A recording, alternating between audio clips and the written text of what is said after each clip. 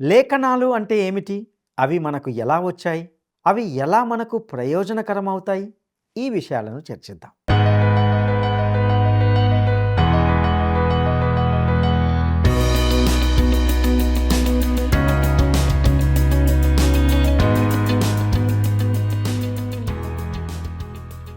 ప్రియమైన మిత్రులందరికీ word రిసౌండ్స్ today పక్షంగా ప్రేమధార కార్యక్రమానికి సాదరంగా ఆహ్వానం పలుకుచున్నాం. మీరందరూ ప్రభువు కృపలో బాగున్నారని తలస్తున్నాం. నేటి ఈ పాఠంలో కడవరి దినాలలో లేఖనాలు అనగా దేవుని వాక్యం యొక్క అధికారానికి సంబంధించిన విషయాలను తెలుసుకుంటాం. ఇక ఈ అంశం ద్వారా దేవుడు మనతో ఏమి మాట్లాడనయ్యున్నాడో గమనిద్దామా? పైనున్న వాటిని వెదకు, ధర శాశ్వతం కాదు నీకు. పైనున్న వాటిని వెదకు, ధర శాశ్వతం కాదు నీకు. కాలిపోయే లోకం కొరకు ఆశలు నీకెంతవరకు? కాలిపోయే లోకం కొరకు ఆశలు నీకెంతవరకు? క్షణభంగురమైన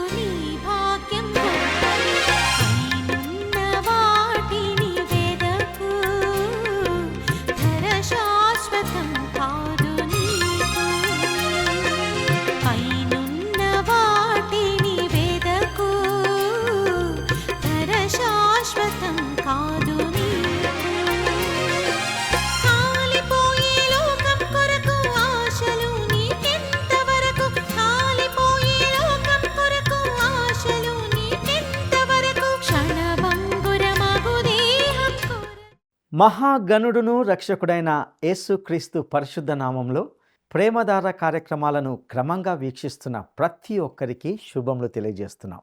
నేటి మన ఈ పాఠంలో అపోస్తులుడైన పౌలు తిమోతికి వ్రాసిన 2వ పత్రిక 3వ అధ్యాయము 10 నుండి 17 వచనాల వరకు ధ్యానించుకోబోతున్నాం. ఈ భాగంలో మనము చివరి రోజుల్లో లేఖనాలు కలిగి ఉన్న అధికారాన్ని గురించి తెలుసుకుంటాం. ఇక తిమోతికి వ్రాసిన 2వ పత్రిక 3వ అధ్యాయము 10-11 వచనాలను గమనిద్దాం.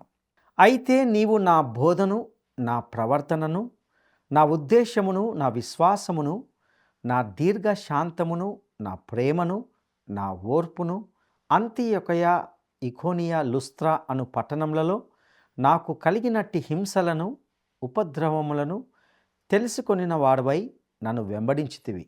అట్టి హింసలను సహించితిని గాని వాటన్నిటిలో నుండి ప్రభువు నన్ను తప్పించెను. ప్రియులారా, పౌలును గూర్చి బాగా తిమోతికి తెలుసు. అతన్ని బాగా ఎరిగి ఉన్నాడు. మరొక మాటలో చెప్పాలంటే పౌలు యొక్క జీవితము ఒక తెరిచిన పుస్తకం. ప్రతి క్రైస్తవ విశ్వాసి జీవితం కూడా ఇలాగే ఉండాలి. పౌలు తన ప్రయాణాల్లో అనుభవించిన బాధలను గురించి తిమోతికి బాగా తెలుసు. పిసిదియాలోని అంతియొకయ, ఇకోనియా మరియు లుస్త్రా, గలతీ ప్రాంతంలోని అన్ని ప్రదేశాలను పౌలు తన మొదటి, 2వ మరియు 3వ మిషనరీ ప్రయాణాల సందర్భంలో సందర్శించాడు. పౌలు లుస్త్రాలో ఉన్నప్పుడు అతడు రాళ్లతో కొట్టబడి చనిపోయినట్లు వదిలివేయబడ్డాడు. అతడు చనిపోయాడని మరియు దేవుడు అతన్ని మృతులలో నుండి లేపాడని నేను వ్యక్తిగతంగా అనుకుంటున్నాను. పౌలు తన తరపున దేవుడు జోక్యం చేసుకున్నాడని చెప్పాడు. అందుకే ఈ వచనంలో వాటన్నిటిలో నుండి ప్రభువు నన్ను తప్పించెను అని అంటున్నాడు. తిమోతి మరియు అతని కుటుంబము ఆ ప్రాంతానికి చెందినవారు కాబట్టి అతనికి ఈ విషయాలన్నీ బాగా తెలుసు.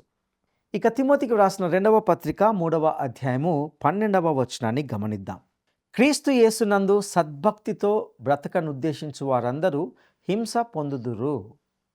ప్రియులారా, ఒక క్రైస్తవుడిగా క్రీస్తు విశ్వాసిగా జీవించడానికి కొంత వెల అంటూ చెల్లించే కాలంలోకి మనము అడుగు పెట్టి ఉన్నామని నేను భావిస్తున్నాను. ఒకానొక వ్యక్తి చాలా సంవత్సరాల క్రితమే ఒక ప్రకటన చేశాడు. ఈ ప్రపంచంలో క్రైస్తవుడిగా ఉండడం మరింత ప్రజా ఆదరణ కోల్పోతుంది. త్వరలో అది గొప్ప ప్రమాదకరంగా మారవచ్చు. నిజమే. ఈ ప్రకటన యొక్క ఖచ్చితత్వాన్ని మనము ప్రస్తుతం చూస్తున్నాం. నిజమైన క్రైస్తవ్యము మరియు నిజమైన క్రైస్తవులు చాలా ప్రజా ఆదరణను కోల్పోతున్నారు. పత్రిక స్వేచ్ఛ లేదని పత్రికలు కేకలు వేస్తున్నప్పుడు ఆ విషయంలో నేను నిజంగా చెల్లించడానికి అంతగా ఇష్టపడను.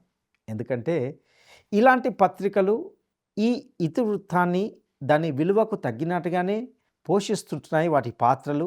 కానీ నిజమైన క్రైస్తవ్యాన్ని పత్రికలు అణిచివేస్తున్నాయనే వాస్తవం గురించి ఏదైనా ఎప్పుడైనా చెప్పారా? బైబిల్ దృక్పథం గురించి సానుభూతితో కూడిన కథనాన్ని మీరు చివరిసారిగా పత్రికల్లో ఎప్పుడు చదివారు? నిజమైన క్రైస్తవ్యాన్ని ప్రదర్శించే వార్తలను మీడియా అణిచివేస్తుంది. ఒక ప్రాథమికమైన నిజమైన బోధకుడికి ఏదైనా ప్రచారం లభిస్తే అది వెంటనే వక్రీకరించబడుతుంది మరియు అది తప్పుగా ప్రాతినిధ్యం వహిస్తుంది. ఒక బోధకుడు చట్టాన్ని ఉల్లంఘించి తప్పు చేస్తే గనక అతడు మొదటి పేజీలో కనిపిస్తాడు. అయితే అదే బోధకుడు సువార్తను ప్రకటిస్తూ నరకానికి వెళ్లకుండా ప్రజల సమూహాన్ని కాపాడితే అతన్ని విమర్శిస్తారు, ప్రక్కన పెడతారు. నా ప్రియ స్నేహితులారా, క్రైస్తవ విశ్వాసులుగా మనము మన విశ్వాసం కోసము నిలబడడానికి వెల చెల్లించాల్సినప్పుడు మనము ఒక ఖచ్చితమైన కక్షలోకి వెళ్తున్నామని గుర్తించాలి. ఇక తిమోతికి వ్రాసిన 2వ పత్రిక 3వ అధ్యాయము 13వ వచనాన్ని గమనిద్దాం.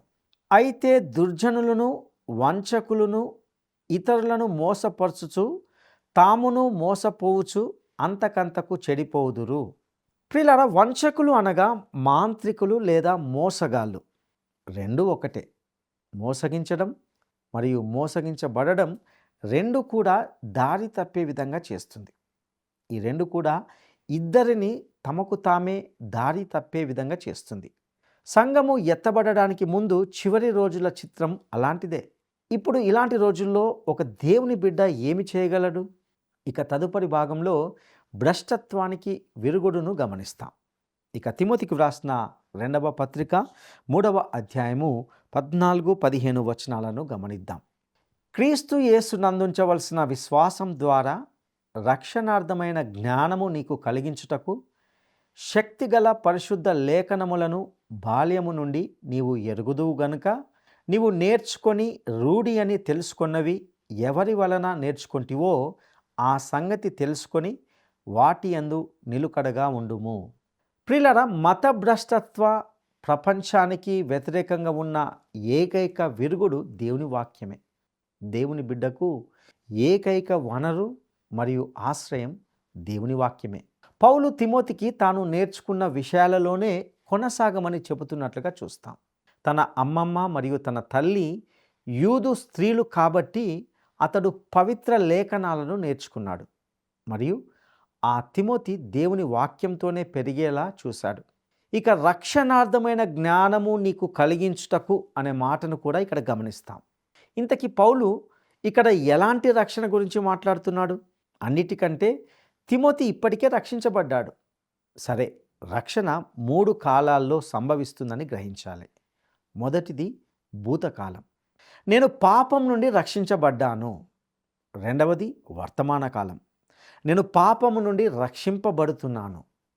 ఇక 3వ కాలం భవిష్యత్ కాలం, నేను పాపము నుండి రక్షింపబడతాను.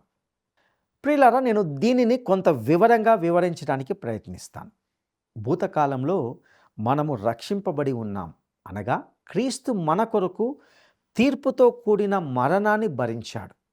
మనము ఆయనను విశ్వసించినప్పుడు మనము మరణం నుండి జీవంలోకి వెళ్తాం మరియు మనము ఇకపై శిక్షకు లోబడి లేము.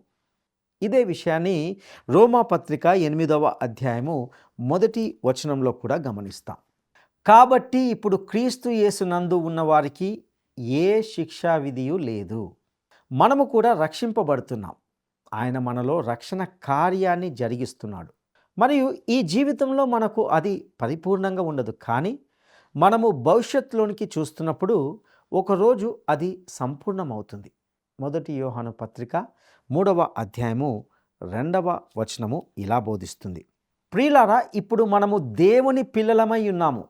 మనమిక ఏమవుదుమో అది ఇంకా ప్రత్యక్షపరచబడలేదు, కానీ ఆయన ప్రత్యక్షమైనప్పుడు ఆయన ఉన్నట్లుగానే ఆయనను చూతుము గనుక ఆయనను పోలియుందుమని ఎరుగుదుము. ఇక్కడ పౌలు అంటున్నాడు, లేఖనాలు మనకు రక్షింపబడే విధానాన్ని ఇవ్వడమే కాకుండా, అనగా మరణం నుండి జీవంలోకి వెళ్ళి నిత్య జీవం పొంది దేవుని బిడ్డగా మారడం మాత్రమే కాకుండా ఈ ప్రస్తుత దుష్ట ప్రపంచంలో నుండి మనలను రక్షిస్తాయి. మనము ఇక్కడ ఎదగడానికి మరియు మనకు విమోచనను ఇవ్వడానికి వీలు కల్పిస్తుంది. దేవుని వాక్యాన్ని నిరంతరం అధ్యయనం చేయడం అనేది మనలో ఎవరికైనా ఉన్న ఏకైక సహాయమని నా వాదన. అది మనల్ని క్రీస్తు యేసునందలి విశ్వాసం ద్వారా రక్షణకు సంబంధించి మనలను జ్ఞానులనుగా చేయగలదు. మరియు ఇక్కడ ఈ లోకంలో ఎలా జీవించాలో తెలుసుకోవడంలో ఇది మనల్ని జ్ఞానవంతులనుగా చేస్తుందని నేను భావిస్తున్నాను. ఇక తిమోతికి వ్రాసిన 2వ పత్రిక 3వ అధ్యాయము 16-17 వచనాలను గమనిద్దాం. దైవజనుడు సన్నద్ధుడై ప్రతి సత్కార్యమునకు పూర్ణముగా సిద్ధపడి ఉండునట్లు దైవావేశము వలన కలిగిన ప్రతి లేఖనము ఉపదేశించుటకును, ఖండించుటకును, తప్పుదిద్దుటకును, నీతియందు శిక్ష చేయుటకును ప్రయోజనకరమై ఉన్నది. ప్రియులారా, ఇక్కడ పౌలు ప్రతి లేఖనము అని చెప్పినప్పుడు అతడు ఆదికాండం నుండి ప్రకటన వరకు ఉన్నదంతా కూడా సూచిస్తున్నాడని గ్రహించాలి. బహుశా మీలో ఎవరైనా ఇలా అనవచ్చు, 2వ తిమోతి పత్రిక వ్రాయబడిన సమయానికి ప్రకటన గ్రంథం ఇంకా వ్రాయబడి ఉండలేదనే విషయం మీకు తెలియదా అని. అవును, ఈ విషయం నాకు తెలుసు. అయితే తెలుసుకోవాల్సిన ముఖ్యమైన విషయం ఏమిటంటే, ప్రకటన గ్రంథము లేఖనంగా మారింది కాబట్టి అది ప్రతి లేఖనము అనే మాటలోనే కప్పబడి ఉందని గ్రహించాలి. దైవావేశము అనే పదానికి దేవుడు తన శ్వాసను ఊదాడు అని అర్థం. లేఖనాల గ్రంథకర్తలు ప్రభువు తీసుకొని వ్రాసిన కళలు మాత్రమే కాదు. అద్భుతం ఏమిటంటే దేవుడు ఈ వ్యక్తుల వ్యక్తిత్వాలను కూడా ఉపయోగించాడు.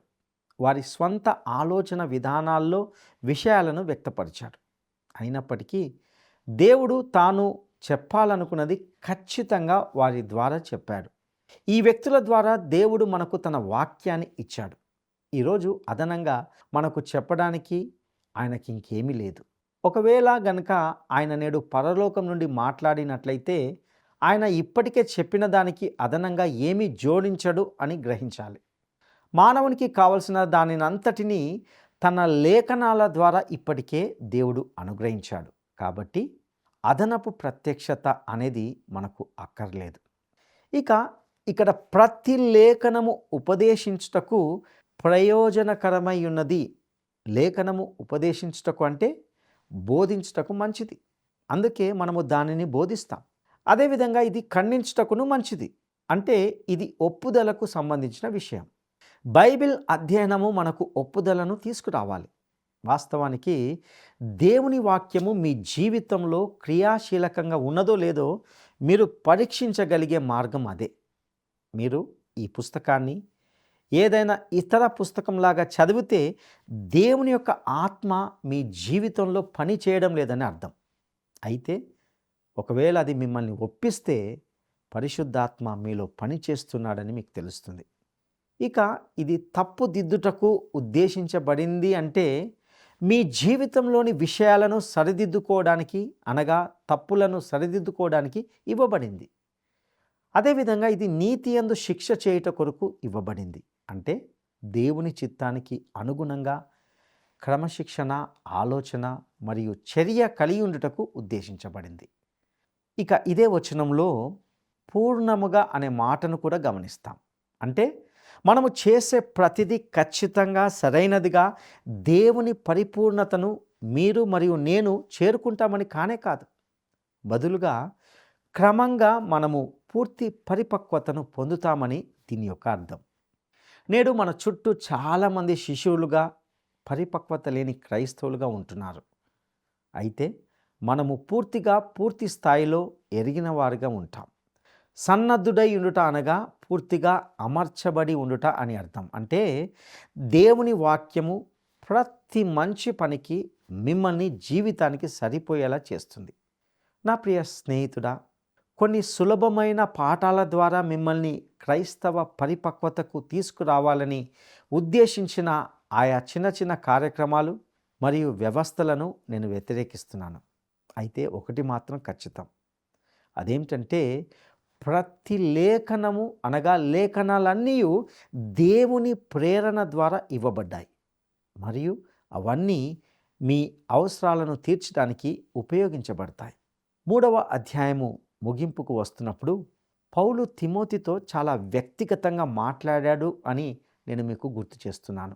తిమోతికి దేవుని వాక్యం బోధించబడింది. ఇప్పుడు అతడు దేవుని యొక్క వాక్యాన్ని ప్రకటించాలి. మతభ్రష్టత్వ దినాల్లో మన ముఖ్య వనరు, మన ఆశ్రయం దేవుని వాక్యమని మరియు అది మన అవసరాన్ని తగినంతగా తీరుస్తుందని పౌలు నొక్కి చెప్పాడు. నేడు అనేక మంది ప్రజల జీవితాల్లో దేవుని యొక్క వాక్యం సరిగ్గా ఇదే చేస్తుంది. అన్ని లేఖనాలు దేవుని ప్రేరణ ద్వారా ఇవ్వబడిందని మనం చూసాం. ఇది దేవుని యొక్క శ్వాసగా ఉంటున్నది. ఇది దేవుడు చెప్పినదంతా చెబుతుంది మరియు ఆయన చెప్పాలని అనుకున్నదంతా కూడా చెబుతుంది. ఈ కారణంగానే ఇది మానవ హృదయం యొక్క అవసరాలను తీరుస్తుంది.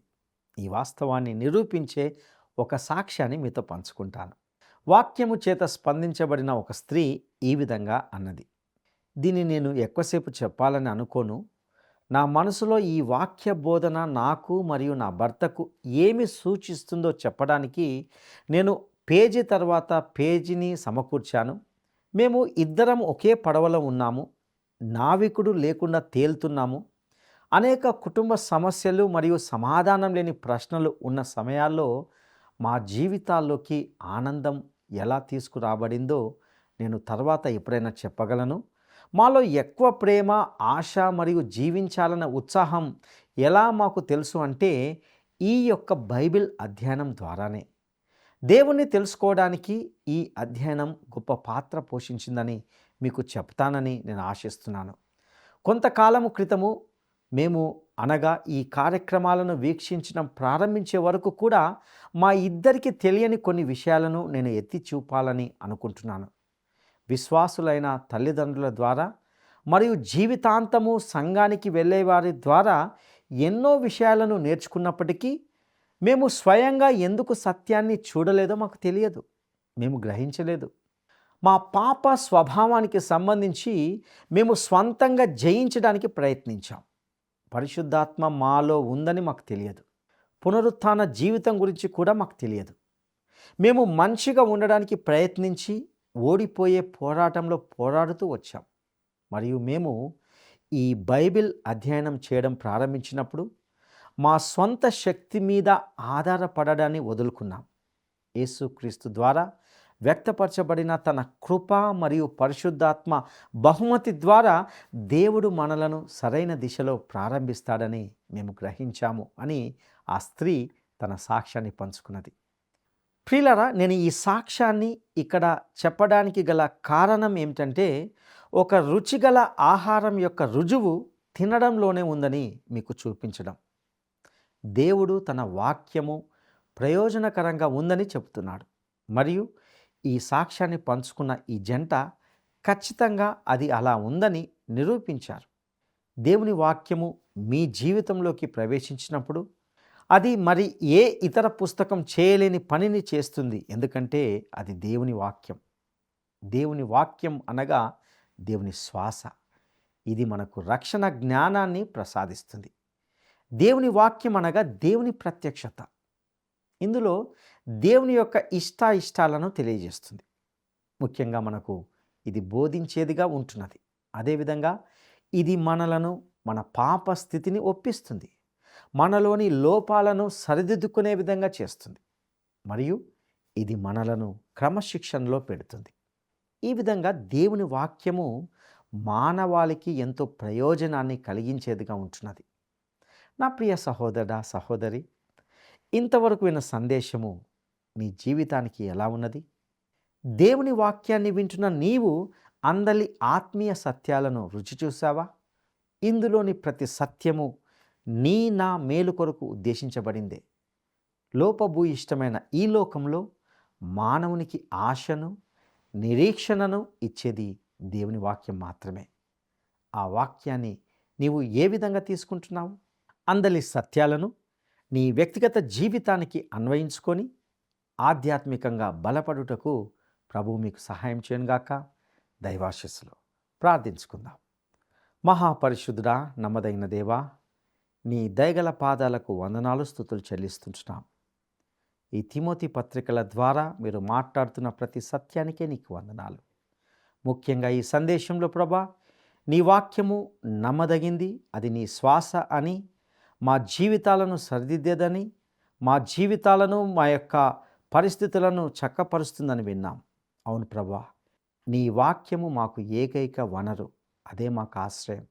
ఆ వాక్యాన్ని మా జీవితాలకు అన్వయించుకోవడానికి నీ సహాయం దయచేయవలసిందిగా ప్రార్థిస్తూ, మా రక్షకుడును నమ్మదగిన యేసయ్య శ్రేష్టమైన నామంలో అడిగి స్తుతించి వేడుకుంటున్నాం తండ్రి. ఆమెన్.